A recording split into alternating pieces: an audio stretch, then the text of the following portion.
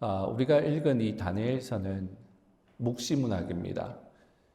구약의 묵시문학으로 무슨 책이 있죠? 에스겔서가 있고 다니엘서가 있죠. 이것을 구약의 계시록이라고 그럽니다. 신약의 묵시문학은 뭡니까? 너무나 잘 알고 있죠. 요한계시록이죠. 이것은 신약의 계시록이죠. 이 묵시문학은, 이 계시록은 참 상징이 많습니다.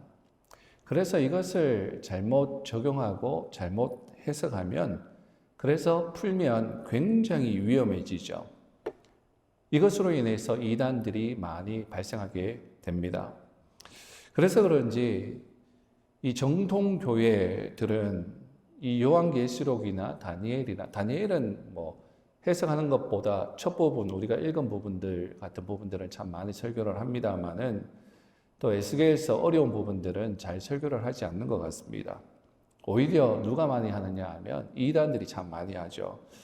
이것을 들고 와서 풀어서 가르쳐서 수많은 사람들을 멸망의 길로 함께 끌고 가는 일들이 참 많습니다. 그래서 그런 생각을 해봅니다. 정통교회가 바른 신학을 가진 우리 정상적인 교회들이 오히려 이것을 많이 연구하고 공부해서 교회에서 바른 말씀, 바른 해석으로 선포해야 하지 않나 그런 생각을 해봅니다. 어쨌든 이 다니엘이 살던 시대는 정말 시대의 정세가 불안한 격동기의 시대였죠. 너무너무 격동했던 시대였습니다. 이 불안정한 시대에 하나님께서 지금 말씀을 통해서 우리에게, 그 시대의 사람들에게, 또 우리에게 어떻게 내가 세상을 이끌어 나가고 또 내가 하나님입니다. 하나님의 뜻을 이루어 가시는지 우리가 그것을 보아야 합니다. 여러분, 하나님은 세상을 경영하시죠. 그죠? 누가 경영합니까? 미국 대통령이 경영합니까? 그래 보이지만 결국에는 하나님께서 세상을 하나님의 뜻대로 운영하시고 경영해 나가십니다. 평안할 때든지 불안정할 때든지 세상의 경영자는 오직 하나님이십니다. 믿습니까? 세상의 경영자는 분명히 하나님이십니다. 근데 우리가 참 디테일하게 하나님의 뜻을 다 알 수 있으면 좋겠지만 연약한 우리는, 깨닫지 못하는 우리는 디테일한 하나님의 뜻을 다 알 수는 없지요. 그렇지만 성경을 통해서, 그리고 세상에서 일어나는 역사를 통해서 학교에서 가르쳐주는, 심지어 학교에서 가르쳐주는 그 역사책을 통해서도 분명히 우리가 알 수 있는 것은 있습니다. 그것은 하나님은 성경을 통해서, 그리고 세상의 역사를 통해서 분명히 말씀하시는 것이 있는데, 그것이 뭐냐 하면 상과 벌을 말씀하신다라는 거예요. 특히 구약의 성경의 메시지는 이렇습니다. 이스라엘 백성들이 전체적인 거예요. 디테일한 것이 아니라 전체적인 것을 우리가 쉽게 뽑아낼 수 있는 것을 말하자면, 이스라엘 백성들이 하나님의 말씀 앞에서 순종하면 어떻게 됩니까? 끊임없이 구약을 통해서 말씀하시는 것은 복을 받는다라는 것이죠. 그리고 말씀에 순종하지 않으면, 내가 준 이 말씀에 너희들 순종하지 않으면 너희들 벌을 받게 될 것이다 라고 하는 것입니다. 이것이 구약 성경이 주는 주요 메시지죠. 물론 더 쪼리면 예수 그리스도 구원으로 갑니다. 그런데 사람들은 순종해도 금방 복이 없는 것 같고, 내가 순종했는데 하나님이 말씀으로 순종하면 복을 받는다고 그랬는데, 그래서 순종해 보았는데 금방 복을 받는 것 같지도 않고 오히려 애매하게 고난을 받을 때도 있고, 그리고 그래서 담대하게 불순종 한번 해봤는데도 금방 벌이 없으니까, 하나님이 불순종한 벌을 주신다고 그랬는데 불순종 해봤는데도 벌이 없단 말이죠. 그러니까 내 마음대로 해도 되겠구나, 쉽게 자기 마음대로 살아가죠. 그러나 여러분, 우리의 삶에 대한 상과 벌은 분명히 기다리고 있습니다. 이 땅에서 별로 복과 벌이 분명치 않은 것처럼 느껴져도 궁극적으로 하나님의 심판대 앞에서는 분명하게 보게 될 것입니다. 이 땅에서도 볼 수 있을 수도 있고 볼 수 없을 수도 있지만 하나님의 말씀은 변치 않습니다. 하나님의 말씀은 틀리지 않습니다. 하나님의 말씀은 분명히 이루어집니다. 우리가 하나님의 심판대에 서면 하나님은 분명하게 복과 벌로 나누십니다. 그리고 이 땅에서 불순종함에도 불구하고 하나님께서 아무런 책망도 하시지 않는 것 같고 오히려 복을 받고 사는 것 같은 모습들. 우리가 그런 사람들 참 많이 보잖아요. 저 악인들이 저렇게 벌도 받지 않고 잘 사는구나. 복을 받은 것처럼 떵떵거리면서 사람들 압제하며 사는구나. 여러분, 오히려 이들은요, 두려워해야 돼요. 왜냐하면 그것은 최고로 심한 하나님을 버리기 때문에 그렇습니다. 무슨 얘기냐면 그들에게는 기회가 없는 것입니다. 오히려 여러분 책망하십니까? 우리가 잘못함에 있어서 하나님께서 말씀하십니까? 책망하십니까? 때리십니까? 그러면 감사해야 됩니다. 왜냐하면요, 기회를 주시는 것이니까요. 가장 좋은 복을 주시기 위해서 기회를 주시는 것이니까요. 그런데 구약 성경을 보면 하나님께서 이스라엘 백성들이 순종해서 복을 받고 또 순종치 않으면 벌을 주신다라고 말씀을 하시는데, 그리고 그런 역사들이 보면 이루어지죠.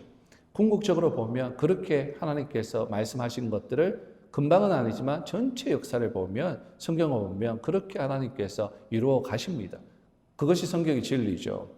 그런데 그 벌을 내리실 때, 하나님의 백성들에게 벌을 내리실 때 가만히 보면요, 하나님이 화가 나셔서 정말 벌을 내리시는데 정말 말씀을 가만히 보면 완전히 하나님의 백성들에게 완전히 끝장으로 간 적은 없더라는 거예요. 완전히 끝장을 내는 적이 없습니다. 그 벌 속에 뭐가 있냐면 반드시 회복을 하나님께서 동시에 숨겨 놓으셨더라는 거예요. 그 속에 하나님의 사랑이 있습니다. 결국에는 하나님의 사랑이 있더라고요. 그 벌 가운데 하나님의 사랑. 하나님의 사랑 때문에 하나님이 말씀하시는 그런 메시지더라고요. 여러분, 우리가 이 다니엘서를 읽으면서 그 하나님의 사랑을 우리가 읽어낼 수 있는 눈들이 있어야 됩니다. 하나님께서 무슨 말씀을 하시는지 그 눈들이 열릴 수 있는 은혜가 우리에게 있기를 바랍니다. 제가 다니엘서를 왔다 갔다도 하겠지만 어느 시간 동안 계속 다니엘서를 계속 다룰 것 같습니다. 그 다니엘서를 다루기 위해서 이제 배경을 좀 보아야 할 것 같은데, 그 다니엘서가 쓰여지는 다니엘이 있던 그 시대의 배경을, 역사적인 배경을 보면 성경에만 있는 게 아니죠. 세상의 역사하고 연결되어 있는 분명한 사건이죠. 그 시대에 어떤 나라가 최고의 강대국이었냐 하면 아수르라고 하는 나라가 최고의 강대국이었습니다. 그런데 그 아수르가 힘을 막 발휘하면서 북이스라엘도 멸망시켰죠. 세상을 잡아먹고 있었죠. 그런데 기울어져 갑니다. 그 힘이 기울어져 가고 새로운 강국이 일어났죠. 그 강국이 누구냐? 바벨론. 그죠? 바벨론으로 그 중심의 추가 넘어가고 있었죠. 그러나 여러분, 가만히 보면 어느 제국이나 어떠한 나라나 영원한 나라와 영원한 제국은 없습니다. 성경을 통해서도 우리 세상의 역사를 통해서도 영원한 것은 없어요, 세상에. 오직 영원한 나라는 어떤 나라입니까? 하나님 나라밖에 없어요. 영원한 분은, 영원히 계시는 분은, 영원히 통치하시는 분은, 영원한 왕권을 가지시고 이끌어 나가시는 분은 우리 하나님밖에 없습니다. 이때에 바벨론이 부강했어요. 그리고 조금 더 나아가 보면 그 다음에 바벨론 다음에 메데 바사라고 하는 제국이 일어나죠. 사실은 두 개 제국인데 나중에 바사가 메데를 이렇게 흡수합니다. 그래서 우리가 역사책을 보면 이 바사를 가리켜 성경은, 우리 한국 성경은 바사라고 표현하는데 세상의 역사책은 이 나라를 무엇이라고 표현하냐면 페르시아라고 부릅니다. 여러분 잘 들어보셨잖아요. 페르시아 역사책이 있잖아요. 지금으로 치면요, 어느 나라입니까? 이란이에요, 이란. 이란이 그 시대의 최고의 강대국이었습니다. 그리고 그 전에 바벨론은 지금 어디입니까? 이라크죠. 이라크가 그 시대의 최고의 강대국이었습니다. 그리고 페르시아 다음에, 이란 다음에 누가 나타납니까? 알렉산더라고 하는 젊은 사람이 일어나서 그 왕이 세계를 제패하죠. 그 나라가 무슨 나라입니까? 헬라 제국 아닙니까? 헬라 제국, 그리스 제국, 요즘으로 얘기하면 마케도니아에서 일어났잖아요. 지금으로 치면 그리스 지역이잖아요. 그리스에서 세상을 지배하는 나라가 한 인물이 태어났던 거죠. 이게 다 구약 성경을 보면, 다니엘서를 보면 다 예언되어져 있는 말씀들이죠. 그리고 또 이 헬라 제국은 누구에게 먹힙니까? 로마 제국에게, 예수님이 활동했던 로마 제국에게 완전히 먹히죠. 다니엘의 이 시기의 배경은 바로 바벨론 시대, 이라크가 다스렸던 이 바벨론 시대를 배경으로 하고 있습니다. 그래서 지금 오늘 본문에 다니엘이 포로가 되던 이 시기, 오늘 말씀을 보니까 유다의 왕이 누구였습니까? 여호야김이에요. 여호야김 때 이제 또 먹히기 시작하는데, 이것도 약간 시간이 걸리겠지만 약간만 설명해 드리면 여러분들이 이해하기가 쉬울 것 같습니다. 아수르가 저물고 바벨론이 이제 일어난다고 그랬죠. 그래서 아수르와 바벨론이 막 대결하고 있던 시대에 그때 왕이 누구냐 하면 요시야 왕입니다. 여호야김 왕의 아버지가 요시야예요. 그래서 요시야가 너무 좋은 왕이지 않습니까? 선왕이고 종교개혁을 하고 하나님께 나가려고 했던 좋은 왕이었어요. 근데 가만히 시세, 정세를 이렇게 보니까 아수르가 이제 저물기 시작하고 바벨론이 일어나기 시작할 때 아수르는 요시야에게는 지긋지긋한 아주 원수와 같은 나라였어요. 왜냐하면 북이스라엘을 멸망시켰던 나라가 아수르였고 또 그 영향력으로 유다를 계속 괴롭혀왔던 나라가 아수르였기 때문에 바벨론이 일어나는 것을 은근히 즐기는 것보다도 정세를 보면 아수르가 저무는구나. 그러면 정치적으로 어떻게 해야 되겠다라고 하는 그것이 나오겠죠. 그 시대에 애굽이 아수르를 돕기 위해서 원정을 갑니다. 그러니까 유다 왕은 애굽이 아수르를 돕기 위해서 지나가야 하는 그 땅은 유다잖아요. 지나가니까 요시야 왕은 이걸 막아야 돼요. 아수르가 다시 일어나면 안 돼요. 그래서 애굽 왕을 막기 위해서 전쟁을 합니다. 못 가게 막습니다. 갈기미스 전투에서 전투를 하다가, 그런데 하나님의 뜻이 어디에 있었는지 이 좋은 왕이 전사하면 죽어요. 죽어버리니까 백성들이 슬퍼하면서 그 다음 왕을 세우는데 여호아하스라고 하는 네 번째 왕을 백성들이 세워요. 세우고 보니까 애굽은 여호아하스가 우리를 막았던 요시야의 아들 여호아하스 믿거든요. 그래서 와서 잡아가 버려요. 그리고 자기들이 친애굽 정책을 쓰는 여호야김 둘째 아들을 딱 세워요. 그러면 애굽이죠. 그러면 바벨론 입장에서는 애굽하고 붙어? 아수르하고 붙어? 이거 가만 놔두면 안 되겠네. 그래서 쳐들어온 거예요. 쳐들어와서 여호야김을 잡아갑니다. 그리고 여호야긴을 세우죠. 이런 식으로 자기들에게 협조하는 왕들을 이렇게 세우죠. 이러한 상황 가운데에서 지금 여호야김이라고 하는 왕의 이름이 등장하고 바벨론으로 다니엘이 잡혀가는, 3번에 걸쳐서 공격해서 포로들을 잡아가죠. 그때 첫 번째 포로로 잡아갈 때 다니엘이 포함되어 있었던 것입니다. 여호야김이 왕이었을 때예요. 그래서 여호야김이 폐위되고 그 다음에 여호야긴이 올라오죠. 그 시대의 바벨론 왕이 누구냐 하면 느부갓네살입니다. 근데 다니엘이 예루살렘이 완전히 망하기 전에 3번에 걸쳐서 완전히 BC 586년에 바벨론에 의해서 유다는 완전히 망하거든요. 그래서 첫 번째 포로로 끌려갔기 때문에 BC 605년 정도인데, 그러면 10몇 년 정도 전이죠. 그때 포로로 끌려갑니다. 그러면 여러분, 이러한 질문을 한번 해볼 수 있습니다. 왜 하나님께서 유다가 완전히 망하기 전에 다니엘이라고 하는 사람을 바벨론에 미리 끌려가게 하셨는가? 우리가 보면, 세상적으로 보면 죄수가 없으니까 그랬지, 왜 거기 있어? 잡혀갔잖아. 그렇게 얘기할 수도 있겠지만, 하나님은 실수하시지 않으세요. 하나님 모든 일어나는 일들 하나님의 계획 가운데 하나님의 섭리 가운데 이루어 가십니다. 그 가운데 다니엘을 하나님께서 허락하셔서 포로로 먼저 그 고통 가운데 먼저 끌려가게 하신 거예요. 그게 하나님의 섭리가 있습니다. 자, 그러면 아까 했던 질문, 왜 그렇게 하셨을까? 그 하나님의 섭리가 뭘까? 다니엘이 첫 번째로 끌려갔던 이유가 뭘까? 오늘 세 가지를 말씀드리고 싶어요. 첫 번째는 뭐냐 하면,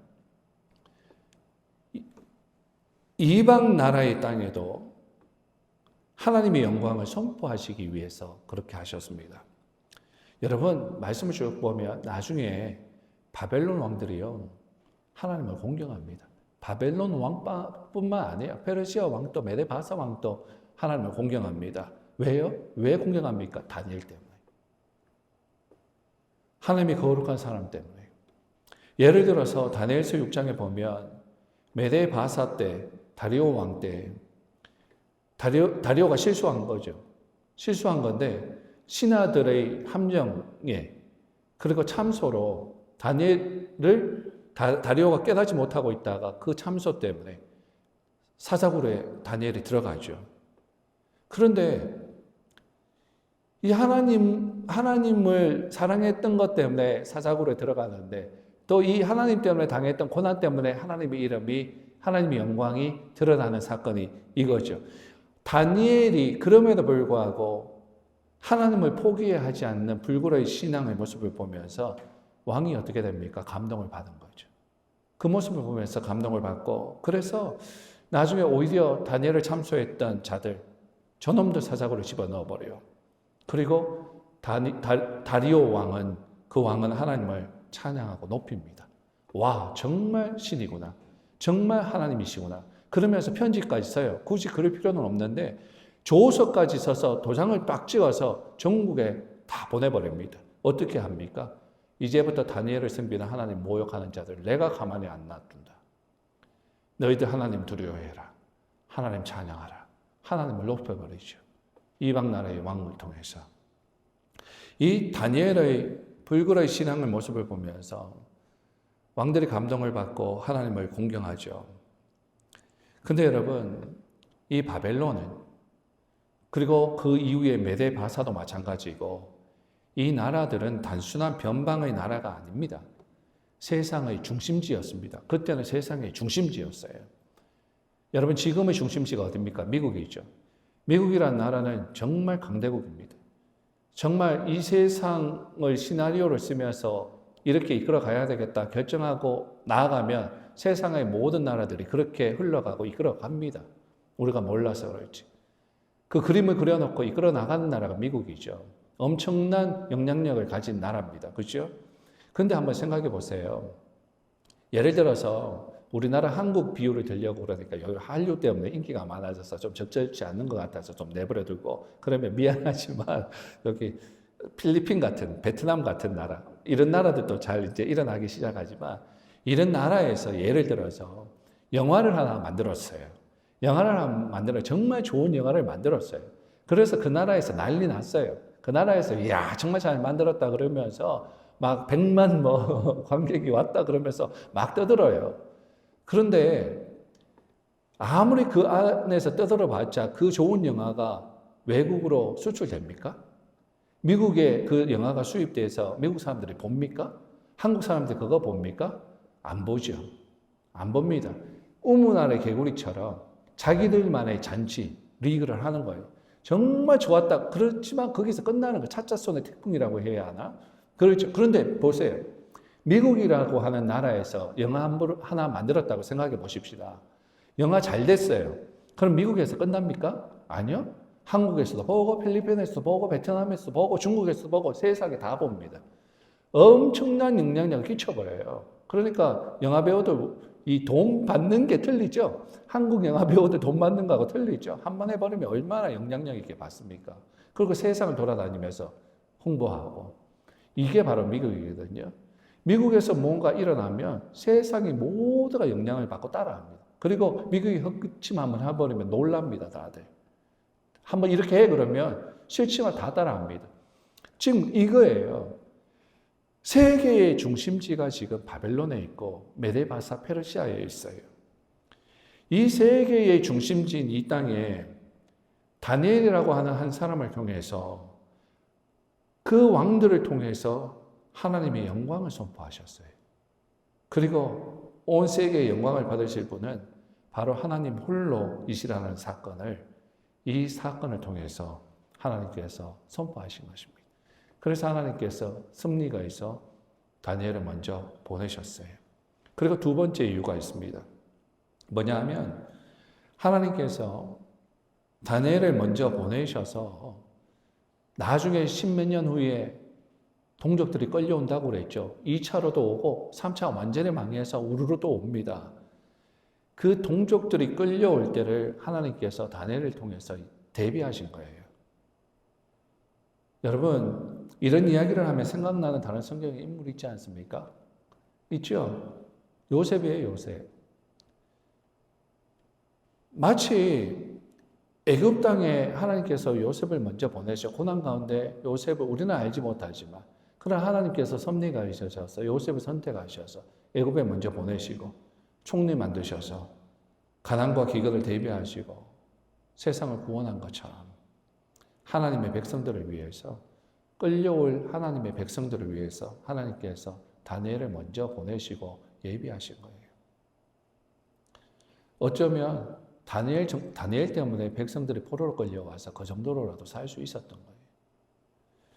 여러분, 고린도전서 10장 13절을 보면요. 하나님은 바울을 통해서 성경에 이렇게 말씀을 기록하십니다.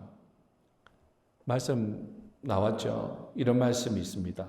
한번 읽어볼까요? 사람이 감당할 시험 밖에는 너희가 당한 것이 없나니 시험 당할 즈음에 피할 길을 내사 너희로 능히 감당하게 하시느니라. 여러분 믿으십니까? 여러분, 하나님은요, 숨통을 끊어놓을 만큼 극한 상황을 만나게 하실지라도 그 속에 반드시 길을 내십니다. 길을 예비하세요. 하나님은 광야에 길을 내시고 사막에 강을 내십니다. 제 말이 아니라 하나님의 말씀이죠. 이사야 선지자를 통해서 하신 하나님의 선포입니다. 여러분, 그분이 하나님이세요. 그 하나님이 우리를 사랑하세요. 우리의 길을 예비하세요. 그리고 세 번째, 다니엘을 먼저 바벨론으로 끌려가게 하신 이유. 그것은 하나님의 백성들이 메시아를 대망하게 하시기 위해서였습니다. 고통 가운데 있으면 하나님을 바라봐요. 하나님의 백성들은 하나님을 기다려요. 주님이 다시 오심을 기다려요. 다니엘은 기도 중에 그리고 말씀을 읽는 중에 유다 백성들이 바벨론에 끌려온 이유를 깨닫게 됩니다. 9장에 보면요. 우리가 읽지는 않았지만 지금 좀 보기를 원합니다. 9장에 보면 1절, 2절을 보면 이런 말씀이 있는데 제가 한번 읽어드리면 메대 족속 아하수에로의 아들 다리오가 갈대아 나라 왕으로 시험을 받던 첫해 곧 그 통치 원년에 나 다니엘이 책을 통해 말씀을 읽었다는 얘기예요. 이 말씀이에요. 책을 통해 여호와께서 말씀으로 선지자 예레미야에게 알려주신 그 연수를 깨달았나니 예레미야서를 읽었다는 얘기예요. 말씀을 읽다가 연수를 깨달아요. 곧 예루살렘의 황폐함이 70년 만에 그치리라 하신 것이니라. 70년 정도 되면 그 기한이 차면 끝난다라고 하는 것을 깨닫습니다. 여러분이 이때 다니엘 나이가 몇 살인 줄 아십니까? 정확하게는 알 수 없지만 한 80세 정도 되었을 나이입니다. 굉장히 노인이었어요. 옛날 나이로 50이 아니라 80이면 엄청난 나이잖아요. 우리 박 집사님하고 비슷한 나이. 그 정도 나이였는데 굉장히 나이가 많았죠. 그런데 이 나이가 될 때까지 이 오랜 세월 어릴 때 끌려갔잖아요. 평생을 그냥 포로 가운데 하나님이 복을 주시긴 했지만 이 나이가 될 때까지 포로로 끌려가서 포로로 끌려갔음에도 불구하고 항상 잊지 않았던 두 가지가 있습니다. 다니엘이 절대 잊지 않았던 두 가지가 있죠. 그것이 뭐냐 하면 여러분 짐작하시죠? 제가 무슨 말씀을 드리려고 하는지. 바로 기도와 말씀이에요. 그는 항상 말씀과 기도를 떠나지 않았어요. 늘 고향 땅 예루살렘을 향해서 창문 열어놓고 기도했죠. 기도한 것 때문에 고난을 당하기도 했지만 고난을 당한다 할지라도 나는 포기할 수 없다. 하나님께 기도하는 것. 마치 왜 그랬을까요? 솔로몬 왕이 기도했던 것을 기억했을 거예요. 솔로몬 왕이 성전을 지어놓고 하나님께 봉헌할 때 하나님께 어떤 기도를 합니까? 이런 기도를 하잖아. 이곳을 향해서, 성전을 향해서 하나님 기도하며 들어주시라고. 우리가 고통 가운데 있을 때 이 성전을 향해서 우리가 얼굴을 들고 기도하면 우리 죄를 용서해 주시고 재앙을 벗어나게 해달라고 그렇게 기도했던 그 사실을 기억하면서 기도했을 거예요. 보이지는 않지만 예루살렘 성전에 있는 곳을 향하여 창문을 열고 그 마음으로 성전을 바라보며 하나님께 두 손 들고 기도했던 사람이었습니다. 그리고 어느 날 기도하면서 말씀을 읽다가 예레미야가 쓴 말씀을 읽다가 거기서 깜짝 놀랄 만한 사실을 깨닫게 되죠. 그것이 뭐냐 하면 포로 생활이 70년이 채워지면 끝난다라고 하는 예레미야의 예언이었어요. 이것을 딱 깨닫습니다. 깨닫지 못했던 것 같아요. 말씀을 읽다가 깨닫습니다. 그리고 70년? 계산해 보니까 거의 70년이 거의 다 됐어요. 너무너무 기쁜 말씀 아닙니까? 우리가 이제 회복되는구나. 하나님께서 다시 돌아가게 해주시는구나. 우리나라가 다시 일어나는구나. 너무너무 기뻤을 텐데 그 깨달음이 왔을 때 자, 다니엘의 모습을 한번 보십시다. 다니엘이 지금 뭘 하고 있는지. 뭘 합니까? 그 깨달음이 왔을 때 다니엘은요. 금식하고 기도합니다. 금식하고 기도해요. 여러분, 여기서 우리는 다니엘에게서 배울 수 있는 어떤 한 가지 태도가 있습니다. 그것이 뭐냐면 가장 정확하고 중요한 기도의 태도는 하나님의 말씀을 따라서, 즉 성경을 따라서 하는 기도라는 거예요. 하나님의 말씀을 가지고 기도해야 한다는 거예요. 하나님의 말씀에 근거로 하는 기도는 하나님이 원하시는 기도입니다. 그래서 우리가 기도 가운데 하나님의 말씀이 배제되면 안 돼요. 성령 은사 사역을 하는 사람들 가운데 이단들이 특히 많이 나오죠. 왜 그런 일들이 많이 생기느냐 하면 성령 은사를 제가 거부하는 게 아니에요.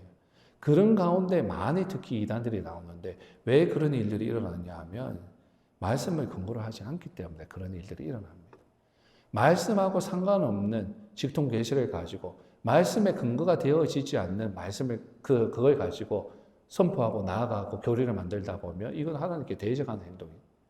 그런 실수들이 많이 일어난다는 거죠. 근데 반대로 자 그러면 성령 은사에 잘못하면 우리가 엇나가니까 우리 이거 완전히 배제하고 그럼 말씀으로 돌아가자. 말씀만 붙들자. 그러는 교회들이 많죠.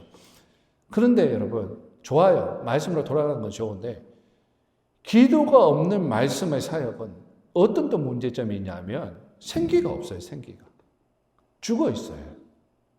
그냥 비판만 하고 있고 그냥 머리만 높아지고 있고 무슨 말입니까? 여러분 극단적으로 치우치지 말라는 거예요. 너무 극단적으로 가지 말자라는 거예요. 뭐냐 하면 말씀과 기도로 균형을 맞추어서 우리가 신앙생활을 해야 한다라는 거예요. 우리가 기도해야 되잖아요. 자, 엇나가지 않기 위해서는 그럼 어떻게? 말씀 가지고 같이 기도하면 되는 거예요. 그럼 말씀만 가지고, 그럼 생명이 있고 파워가 있기 위해서는 기도가 필요한데, 그 기도 없이 말씀만 하면 이게 머리만 아주 이기적이 돼서 교만해져서 그냥 판단만 하고 막 성경 찍고 있잖아요. 그냥. 여호야김이 성경 찢었어요. 하나님의 말씀이 선포되는데도 쫙 찢었어요. 예레미야가 선포한 말씀 가지고 쫙 찢었단 말이죠. 여러분 다니엘은 말씀을 가지고 기도합니다. 말씀을 가지고 기도하기 시작하죠. 그렇죠? 다니엘서 9장 3절을 보면 말씀 한번 보면 이렇게 기록되어 있어요. 내가 금식하며 베옷을 입고 죄를 덮어쓰고 주 하나님께 기도하며 간구하기를 결심하고 금식하고 베옷 입고 죄를 뒤집어 쓰고 죄를 덮어쓰고 하나님께 기도하죠. 여러분, 우리는 우리가 만약에 다니엘이었다면 이러한 깨달음과 하나님의 뜻을 딱 발견했을 때, 이 섭리를 딱 발견하고 알게 되면 어떻게 했을까요? 너무 기뻐가지고 밖에 뛰어나갔을 것 같아요. 아, 이제 해방되겠다라는데 얼마나 기뻐요. 우리 사랑하는 조국, 한국, 일본에 해방될 때 얼마나 좋아가 밖으로 뛰어쳐나가가지고 대한통일 맞아! 하면서 막 난리 나잖아요. 그런데 그럴 것 같은데 다니엘은 그런 모습을 지금 안 보여요. 안 그러고 있다고요. 오히려 어떻게 했다? 금식하고 기도했다. 아, 참나 기쁜 날 왜 이러고 있어 다니엘이 지금. 좀 나와서 기뻐하지.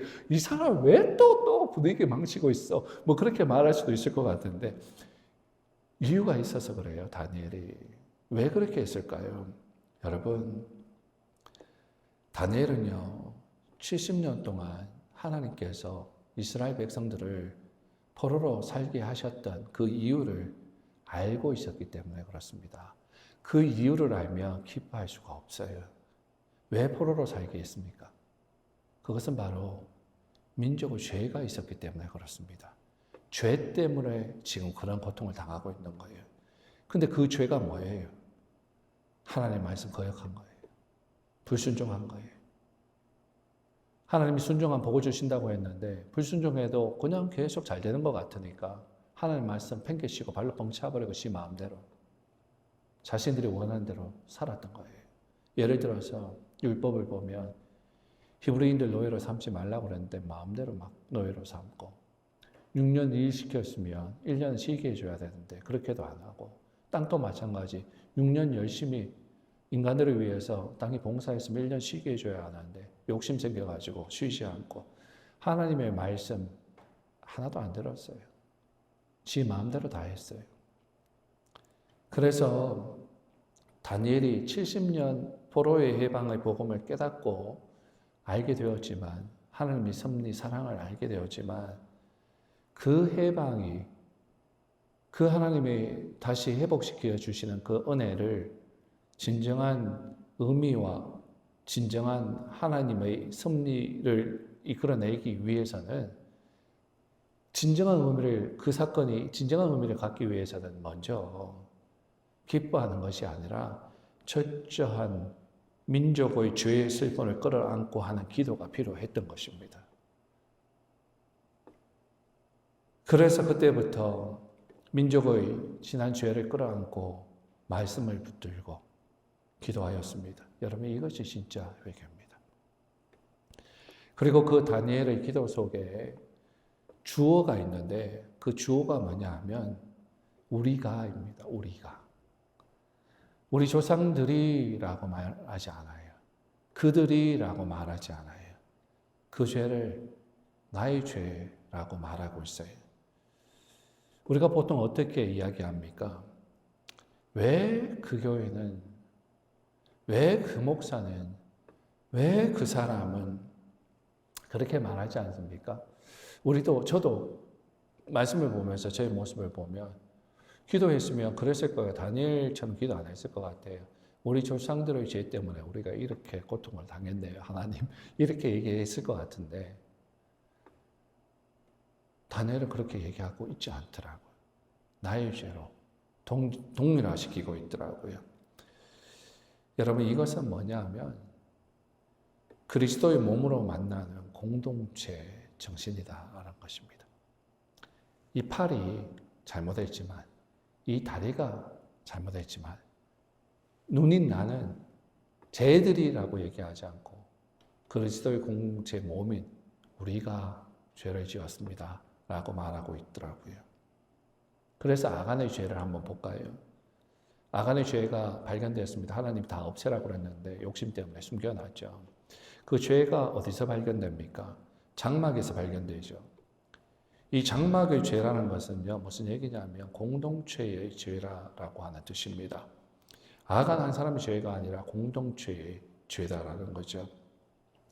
우리는 여러분 그래서 참 이 부분도 참 힘든 부분인데 우리가 너무 쉽게 그리고 먼저 교회의 죄를 고발하고 손가락질하기 전에 그것을 나의 죄로 아파할 수 있는 그러한 마음이 필요하다라는 것을 배웠습니다. 얼마 전에 차영규 목사라고 하는 사람이 스캔들을 일으켰어요. 굉장히 유명한 젊은 목사인데 코로나 기간 동안 더 유명해져서 정말 수많은 사람들이 그 사람에게 몰려와서 유튜브에 들어와서 설교를 듣고 집회할 때 다 듣고 엄청나게 컸죠. 그러면서 영향을 엄청나게 사람들에게 주었습니다. 그리고 간혹 이제 뭐 무조건 그게 틀리다라는 것은 아니지만 그러나 그것이 거짓이라는 것을 제가 여러 가지 상황을 보면서 알아서 말씀을 드릴 수 있는 건데 늘 설교를 하면 하나님께서 나에게 이렇게 말씀하셔서 내가 이렇게 책을 다 보여주셔서 그냥 순식간에 책을 썼다고 그러면서 그걸 출간했다. 또 하나님께서 이런 비전을 보여주셔서 이렇게 말씀하셔서 이런 센터를 짓고 이렇게 한다. 그래서 계속 하나님께서 지금 자기에게 말씀하셨다라는 것을 가지고 계속 했어요.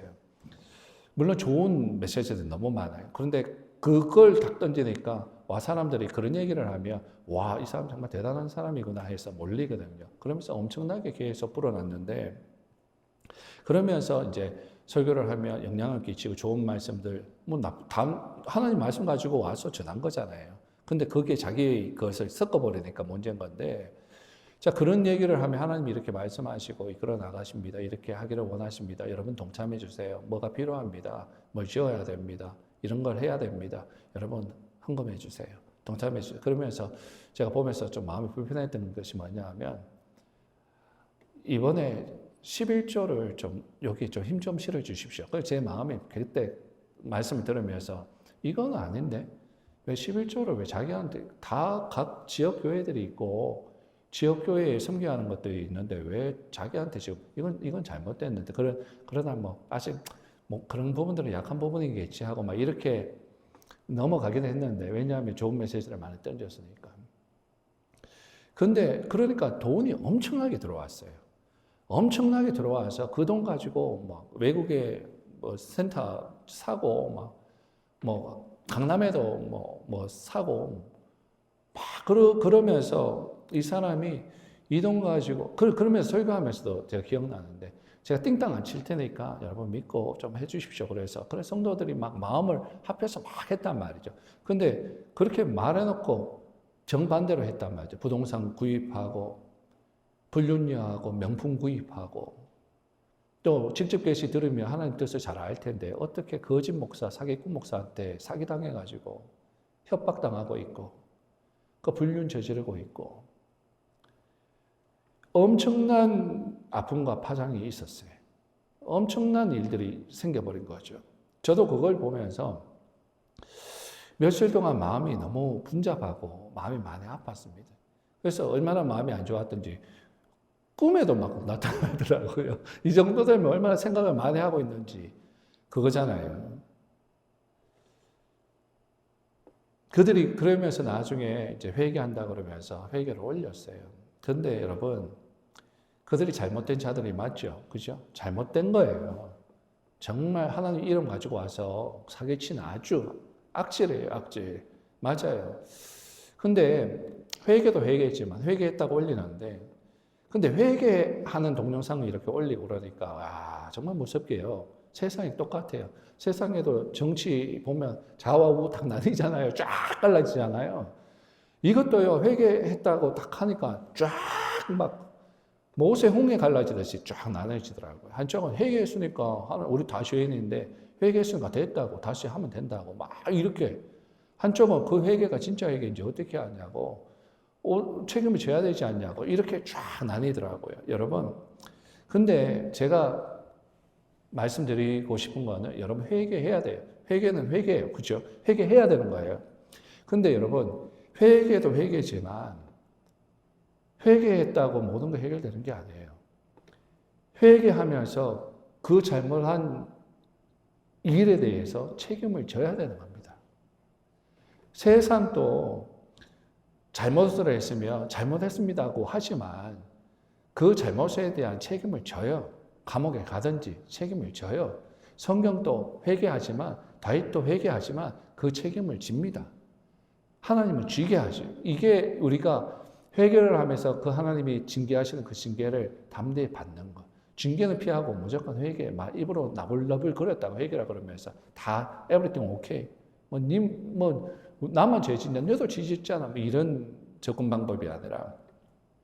근데 약간 오해 없이 들기를 포인트가 좀 벗어났는데 어쨌든 제가 말씀드리고 싶은 것은 정죄하기 전에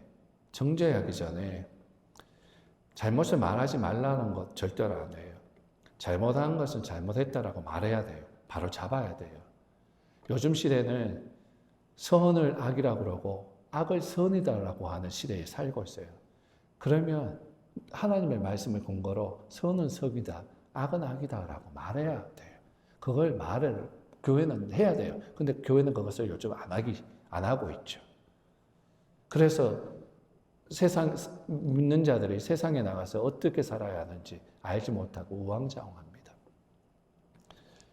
근데 여러분, 우리가 정죄를 하기 전에 잘못을 잡아야 하기는 하지만 정죄를 하기 전에 그의 죄 목록 가운데 나는 자유로울 수 있는지 한번 보시기를 바랍니다. 이 젊은 목사 탐심으로 하나님 말씀 가지고 선포했지만 탐심 가지고 또 거짓말하고 음란하고 불륜 저지르고 그런데 너무너무 나쁜 놈이죠. 그런데 그 단어들을 한번 나에게 한번 발견해 보세요. 나는 여기에서 과연 완전히 자유로울 수 있겠는가? 나는 거짓말에서 자유로울 수 있겠는가? 나는 탐심에서 자유로울 수 있겠는가? 나는 미워함에서 자유로울 수 있겠는가? 나는 음란함에서 자유로울 수 있겠는가? 나는 불륜에서 자유로울 수 있겠는가? 아무도 없을 거예요. 오직 자유로울 수 있는 분은 하나님밖에 없습니다. 나쁜 놈이지만 그 나쁜 놈의 모습 가운데 나의 모습을 한번 보라는 거예요. 그러한 사건을 보면서 나는 아닌 척, 그 사람만 나쁜 척, 아니요. 그러한 사건들을 보면서 역시나 나에게 있는 그러한 죄성을 보고 그 사람 통해서 나에게 말씀하시는 그 경고를 보고 너도 틀리지 않다. 그 경고를 보고 하나님, 그렇군요. 깨달아서 다니엘이 하나님의 말씀을 보고 깨달은 것처럼 깨닫고 하나님 그렇군요. 회개하면서 우리를 정화해 나가야 할 것입니다. 하나님께서 우리에게 기회를 주신 거예요. 이것은 우리 모두의 죄입니다. 그 사람이 저질렀지만 근데 우리 모두의 죄인 거예요.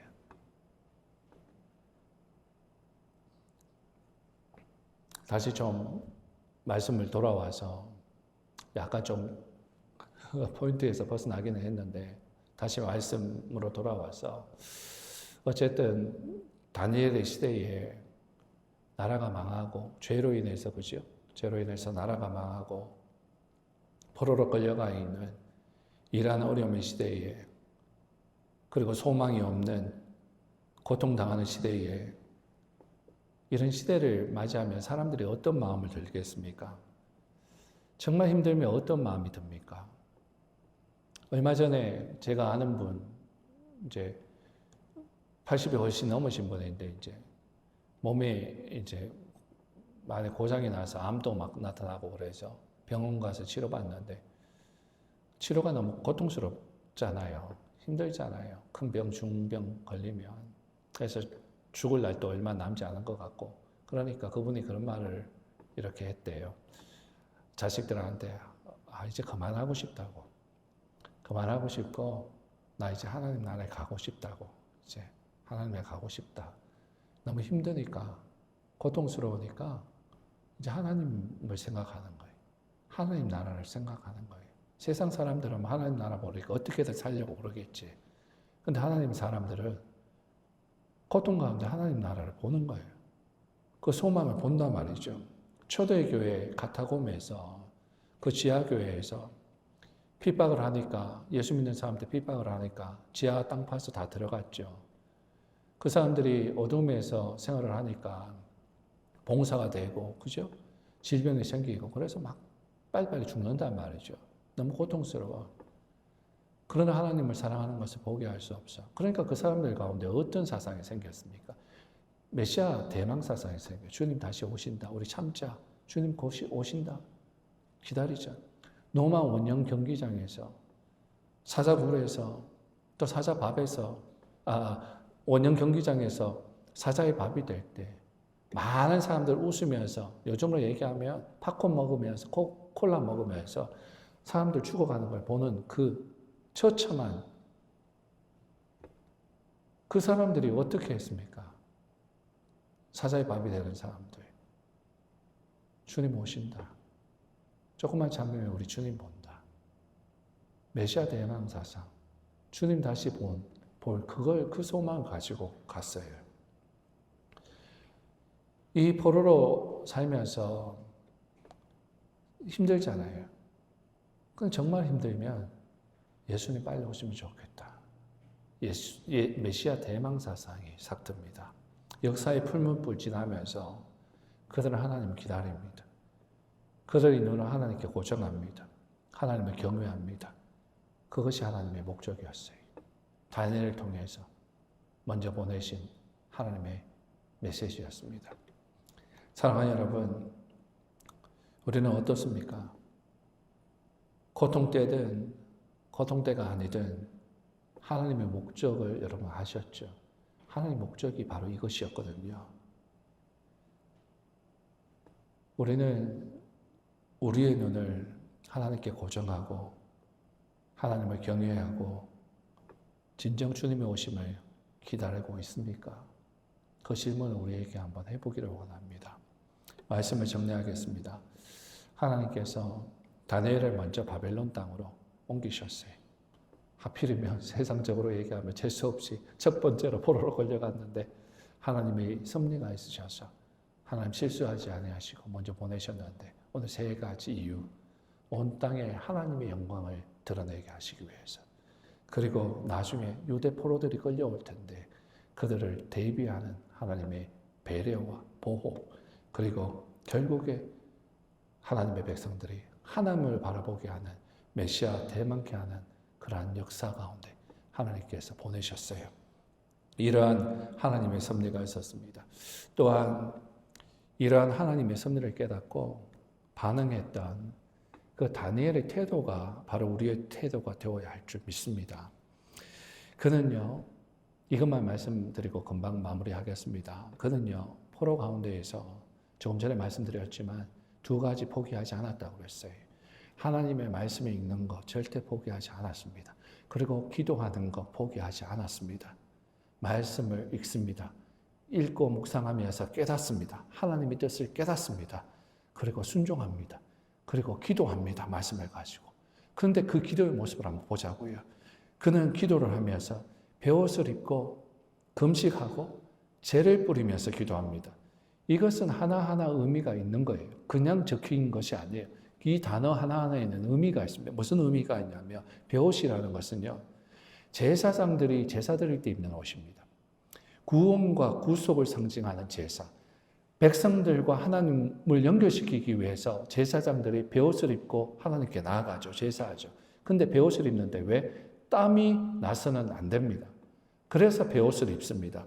이것이 베옷의 중요한 상징이에요. 땀이 나면 안 돼요.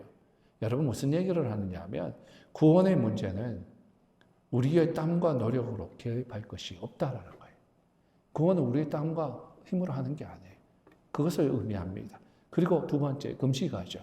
여러분, 사람이 힘을 어디서 얻습니까? 음식에서 없죠.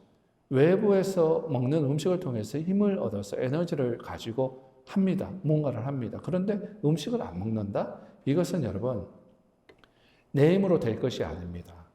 이것은 온전히 하나님만이 해결할 수 있는 문제입니다라고 외부적으로 표현하는 거예요. 선포하는 거예요. 그리고 애쉬 다 타버리죠. 불나면 다 타버립니다. 재만 남습니다. 잿더미 그러죠. 잿더미만 남았네. 뭐 그런 얘기도 하는데 잿더미가 뭡니까? 잿더미는요 아무 희망이 없는 거예요. 뭔가 있는 거에서 타버리면 있을 때는 희망이 있었는데 타버리면 잿더미가 되면 잿더미에 앉으면 희망이 없는 거예요. 완전히 포기예요. 더 이상 희망이 없는 자신의 존재를 고백하는 상징이라는 것입니다. 여러분, 다니엘은 바로 이러한 태도로 하나님 앞에 민족의 죄를 끌어안고 회개하며 나아갔던 거예요. 하나님밖에 없습니다. 이러한 태도가 바로 하나님께서 우리에게 원하시는 태도입니다. 의로운 척, 거로운 척 그런 것이 아니라 주님, 저는 주님이 아니면 희망이 없습니다. 주님이 아니면 주여 저는 nothing입니다. 주님만이 everything입니다. 주님에게만 소망이 있습니다. 주님 저를 불쌍히 여기소서. 주님을 붙듭니다. 주님이 옷자락 붙드는 그 심정으로 옷자락만이라도 주님 붙들기를 원합니다.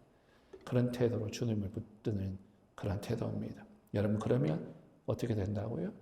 회복이 일어난다라고 얘기했어요.